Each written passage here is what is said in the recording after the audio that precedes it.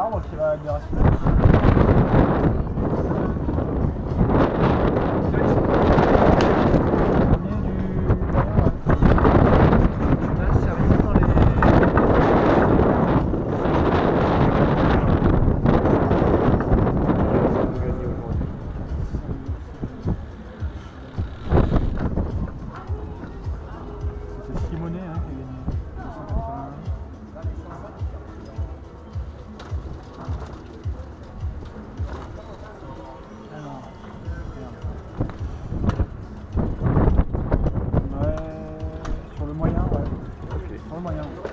Les 2 fois.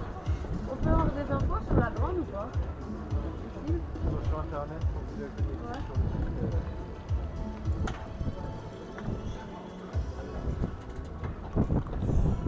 Après, ils doivent les diffuser sur l'écran géant en bas, là aussi, les passages. Oui, les passages, c'est sur l'écran géant. Ouais. D'accord. Merci.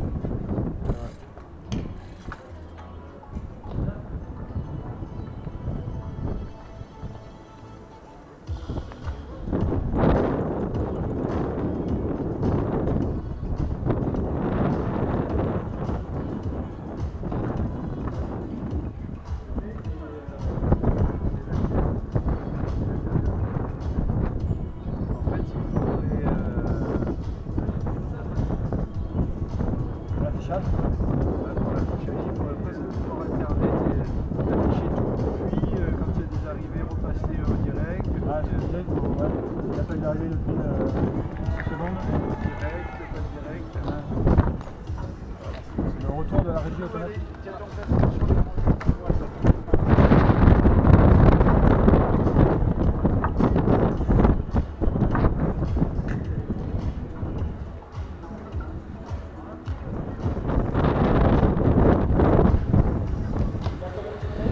Ouais, moins de 5 km et c'est Simon Gonin qui vient de déclencher les hostilités dans le groupe de tête. Terminé 3e hier du côté du contre-la-montre, donc bien entendu, revancheur, battu de 2 dixièmes hier pour la 2e place du chrono. Sur le circuit de 105 km, qui se précise pour le jeune coureur qui avait gagné de Ville du Père dans la région de Carcassonne il y a quelques saisons.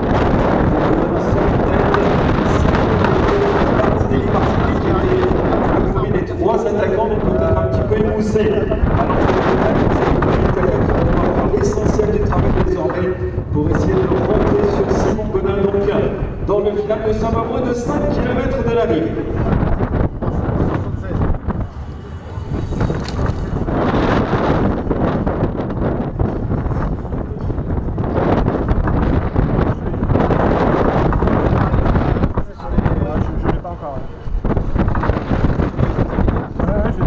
Il y a 20 minutes. Et eux, on va passer sur les...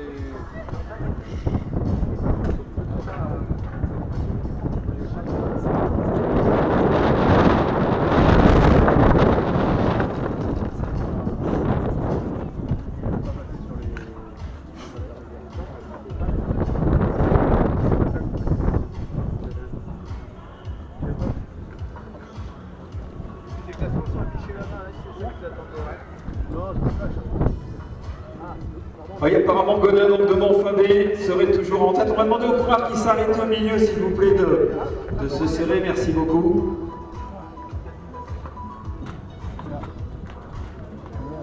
Un peu moins de 3 heures de course désormais, 2h58 que les coureurs sont partis. Donc on va s'intéresser à ce 105 km et ensuite on reviendra sur le final de la Corrima Grande Provençale. Simon Gonin donc seul en tête, derrière le coureur de l'Émilie-Romagne, Simone Servio qui tente de faire la jonction. Nous sommes dans la descente en direction de la ligne d'arrivée.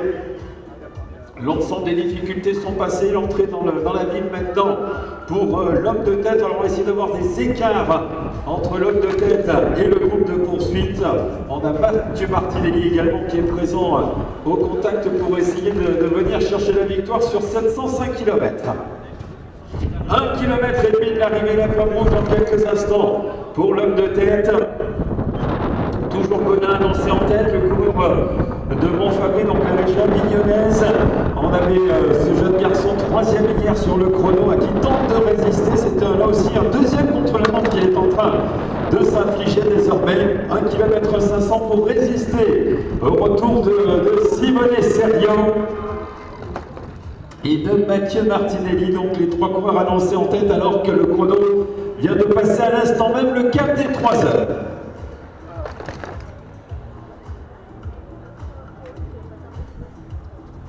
Ça va pas tarder. On va en attendre quand même.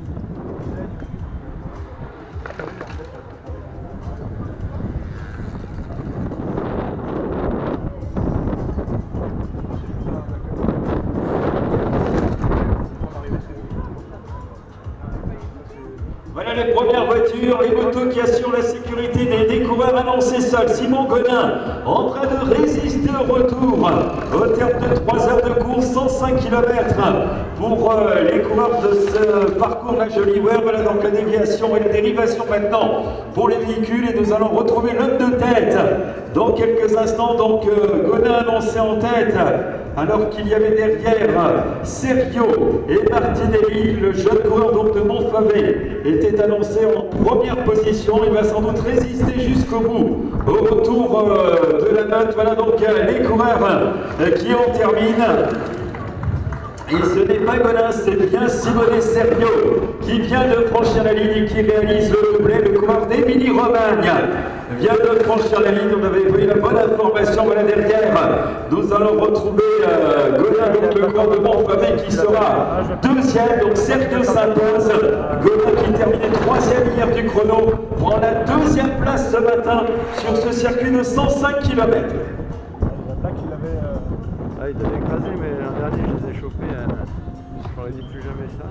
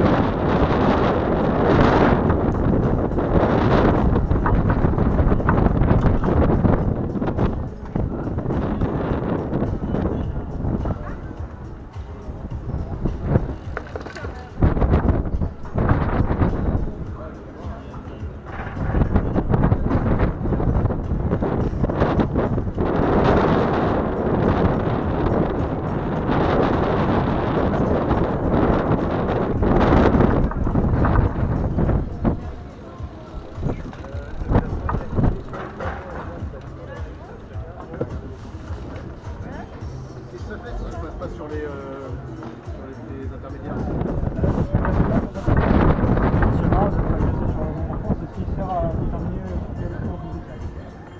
Ah, donc s'il se trompe de parcours.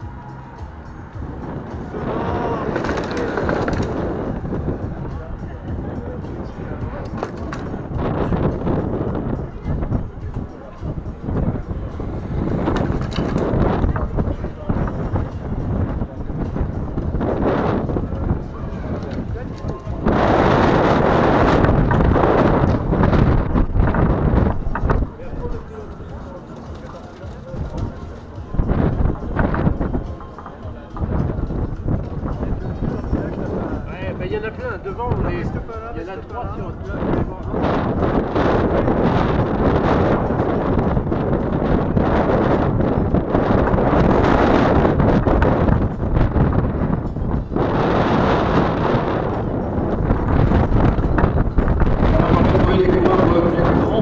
à 36 km de l'arrivée, un peu moins d'1 heure de course désormais sur cette Corriva. Les garçons de tête viennent de passer à Soupière.